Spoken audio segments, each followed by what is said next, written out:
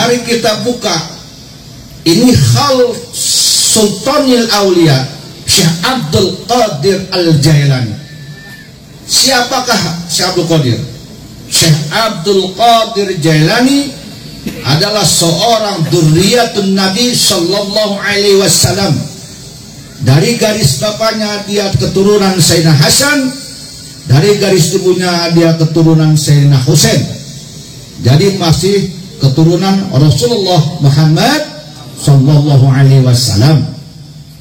Dan beliau diberi gelar oleh Allah Subhanahu Wa Taala sebagai Sultanil Aulia ila akhir zaman, ila yaumil qiyamah, sebagai sultana para wali-wali sampai ke yaumil qiyamah. Tidak ada yang mendapat gelar sultan kecuali Syekh Abdul Qadir Jailani. Pangkat kewaliannya Qutbul Ghaus, tapi jabatannya itu sebagai Sultanil Aulia sampai yaumil qiyamah. Paham? Rajana para wali-wali di zaman anjeunna hirup sampai ke yaumil qiyamah eta Syekh Abdul Qadir Jailani. Jabatannya sultan. Derajat kawalian naon? Qutbul Ghaus. Non Qutbul Ghaus dedengkotna para wali di zaman baheula. Qutbul Ghausna ngan jabatana sultan. Itunya pangkatna eta naon? Qutbul Ghaus.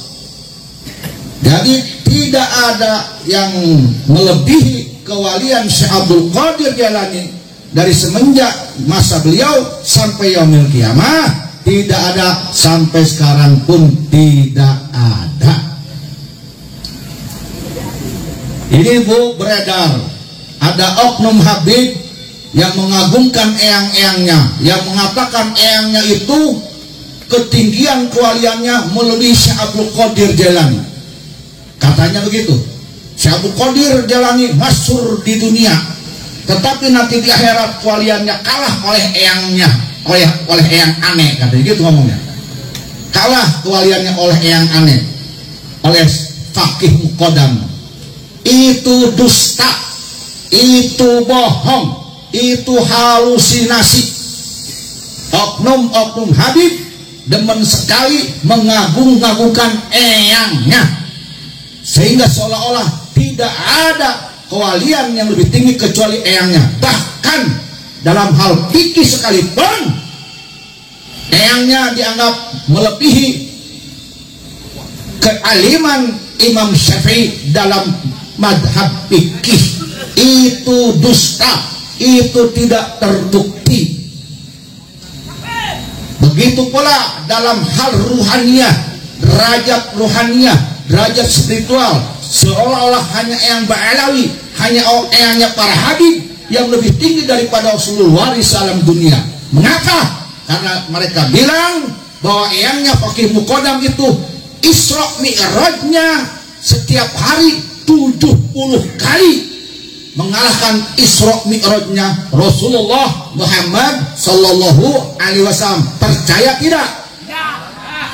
Percaya tidak? Dusta, bohong. Nabi Muhammad Sayyidul Makhlukat, eyangnya para dzurriyyatun Nabi, eyangnya wali songo, Isra Mi'raj hanya 1 kali.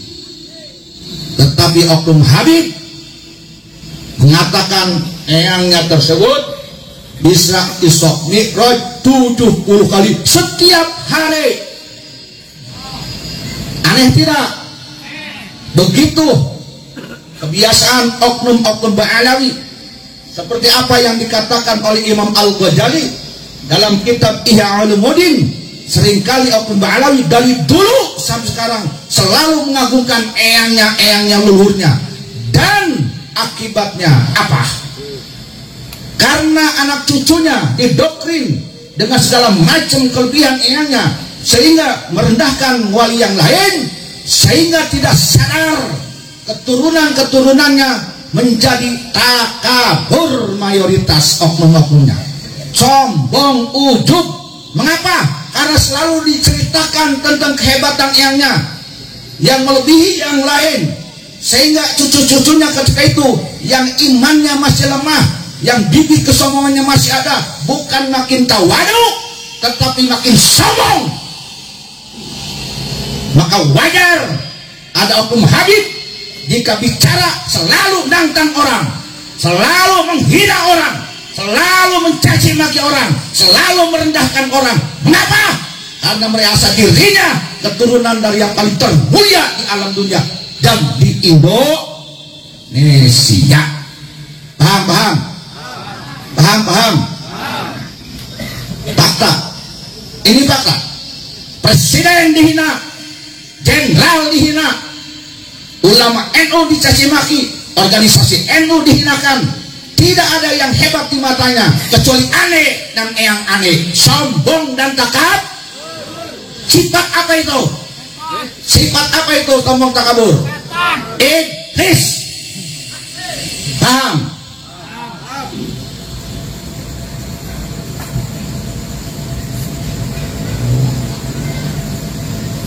Ini harus dijelaskan. Saya bilang tadi, tidak ada seorang wali yang diberi jabatan Sultanul Aulia diakui oleh seluruh ulama sedunia, diakui oleh ahli-ahli kawalian, diakui oleh seluruh imam, diakui oleh para ahli sufi, kecuali Sultanul Aulia Syekh Abdul Qadir Jailan. Tiba-tiba muncul ada oknum Alawi yang kewaliannya katanya melirik Syekh Abdul Qadir. Syekh Abdul Qadir masyhur di alam dunia, tapi yang aneh Fakih Muqaddam nanti paling tinggi derajatnya di akhirat. Masuk akal tidak? Bohong terus. Masa Nabi Muhammad kalah oleh Fakih Muqaddam yang tiap hari 70 mi'rajnya?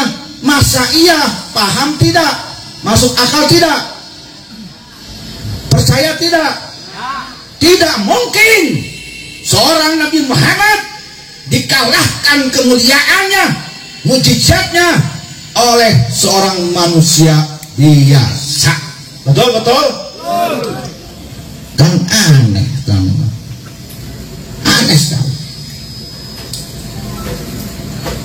Ngalamun eta gitu. Sigana eta kurang jajan eta meureunna. Maka Bu, ini menjadi pelajaran bagi kita. Awas, hati-hati. Jangan pernah terlalu mengagungkan leluhur kita kepada anak kita yang masih lemah imannya. Jangan terlalu mengagungkan leluhur kita kepada anak yang masih belum kuat imannya. Karena kenapa? Dikhawatirkan akan menimbulkan kesombongan bagi anak kita. Sehingga ketika anak kita sombong, dia bukan makin dekat dengan Allah, tetapi akan makin jauh dari Allah. Oleh karena itu, Bu, para wali songo, Ibu tahu nggak wali songo siapa? Bu, wali songo itu siapa? Wali songo itu 9 waliullah, penyebar agama Islam di Indo.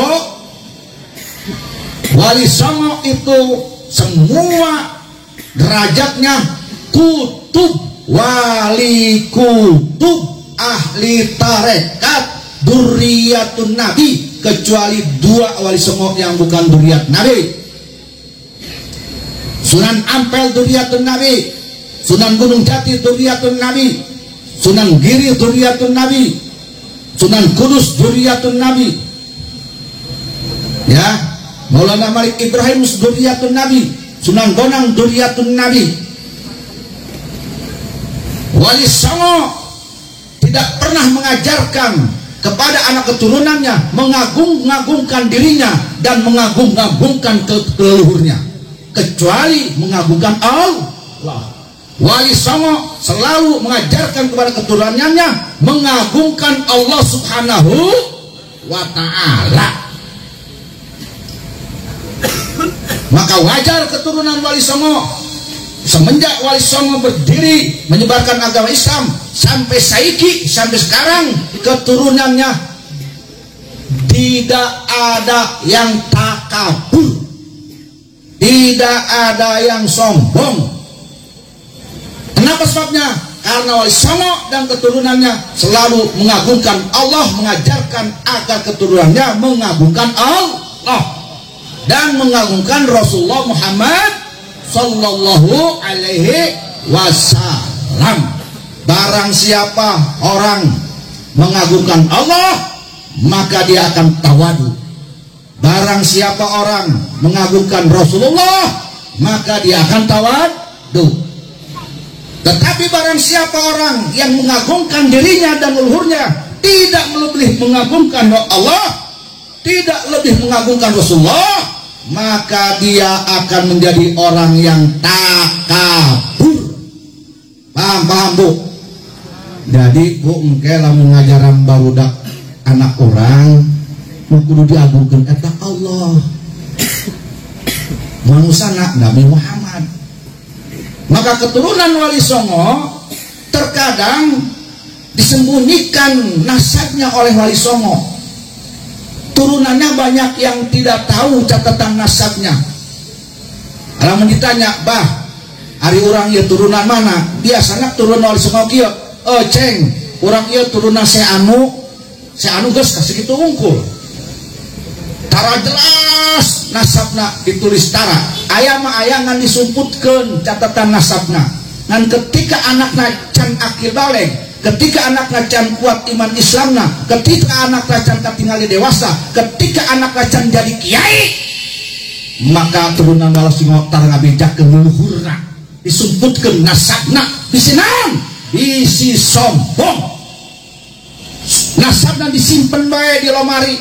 Ngantos wafat anaknya jadi kiai kakarak bebeja ka pamajikanna. Indung dia bisi aing paeh anak urang geus jadi kiai ataupun geus tawadu karak bejakeun nasab. Kitu turunan Wali Songo mah. Makanya turunan Wali Songo tidak ada yang mencaci maki pemerintah, tidak ada yang menghina presiden, tidak ada yang menghina kiai NU, tidak ada yang menghina kiai pribumi. Paham?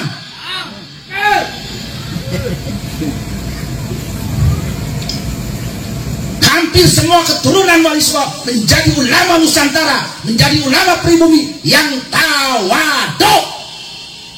Banten kalau tidak dibimbing, tidak dipimpin oleh ulama Nusantara, oleh ulama pribumi, tidak akan seperti ini orang Banten. Betul tidak? Bagaimana dahsyatnya Sultan Maulana Hasanuddin, bagaimana dahsyatnya Sunan Gunung Jati, bagaimana dahsyatnya keilmuan Sultan Maulana Yusuf, Sultan Maulana Muhammad Nasiruddin Datuin Banten, Sultan Maulana Nama Fakhir Mahmud Abu Qadir, Sultan Maulana Abdul Mali Ahmad, Sultan Maulana Agung Tirtayasa, dan ke bawahnya bagaimana dahsyat dan ilmu dan karomahnya. Tetapi mereka tidak mendidik keturunannya untuk sombong dan takabur. Tapi ari oknum nama ayah bae Bu, ayah bae oknum nama ayah bener takabur ayah bae ngan eta marana ge variasi. Tetapi ketakaburan mereka tidak dipiralkan, ketakaburan mereka tidak dipertontonkan di podium-podium, sehingga setakabur apapun tidak dicontoh oleh orang lain. Paham tidak? Beda Bu, Pak, awas para kiai. Sasaha ge keturunan aya bae nu sombong oknum ngaranna ge. Ngan beda. Aya nu sombongna ditiru, dipiralkeun, dicontohkeun sehingga dicontoh ku batur milu sombong.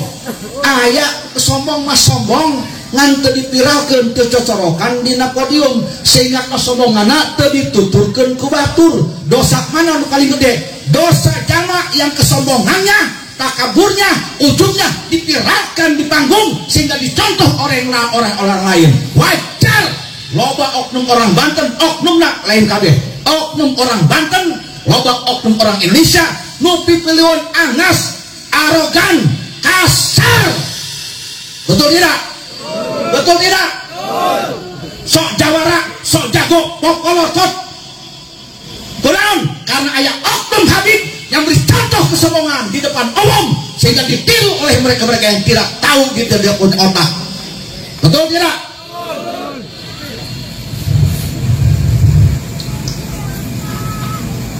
Kemaksiatan yang dipertontonkan lebih besar dosanya dari kemaksiatan yang disembunyikan. Mengapa? Karena kemaksiatan yang dipertontonkan akan diikuti oleh orang lain. Betul tidak? Betul tidak? Karena Ibu,